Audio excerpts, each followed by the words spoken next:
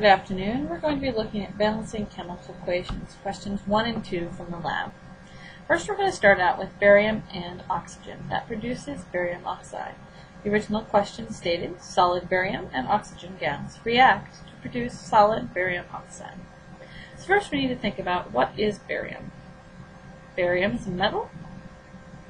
It's in column 2, has a charge of +2, but because we're doing a solid, we just have barium by itself.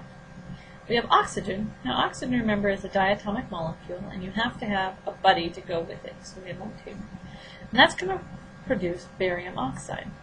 Now I know that barium has a +2 charge, and I know that oxide's most common is -2. So I know barium 2+ and O -2 will give me BaO.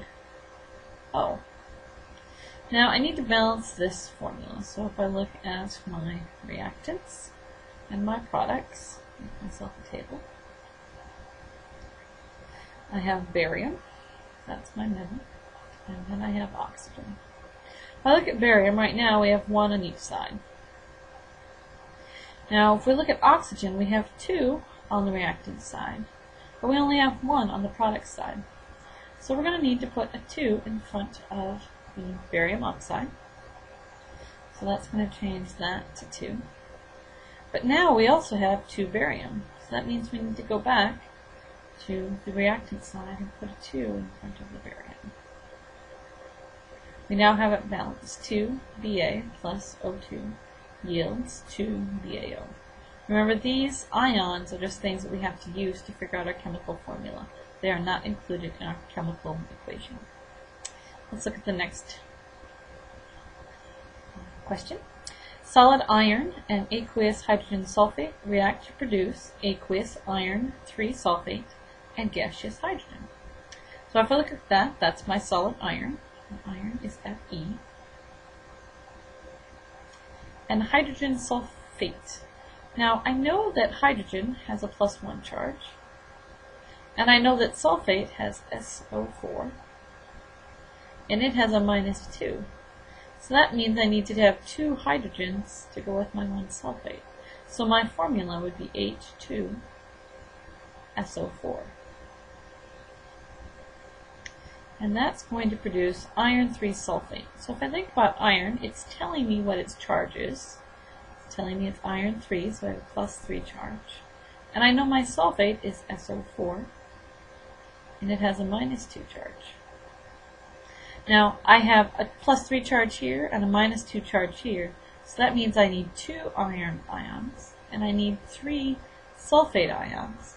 So if I put those together, I'm going to have Fe2SO4. Because that's a polyatomic ion, we need to put that inside parentheses, sub 3. And then we're going to add gaseous hydrogen.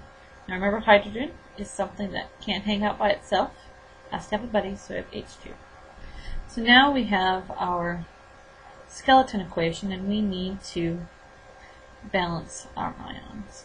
So I have my reactants, and I have my products, my table, and I need to separate all of my elements. Now I'm going to start out with my metals. That would be iron.